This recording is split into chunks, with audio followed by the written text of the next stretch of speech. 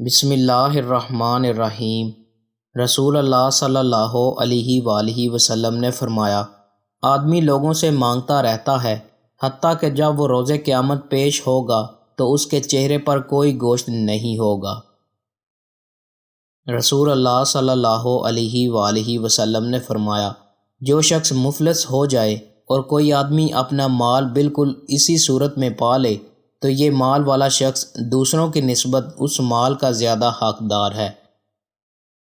رسول اللہ صلی اللہ علیہ وآلہ وسلم نے ارشاد فرمایا، بلا شبہ عورت پسلی کی طرح ہے، اگر تم اسے سیدھا کرنے لگ جاؤ گے تو اسے توڑ ڈالو گے، اور اگر اسے چھوڑ دو گے تو اس سے فائدہ اٹھاؤ گے، جبکہ اس میں ٹیڑھا پن موجود ہوگا۔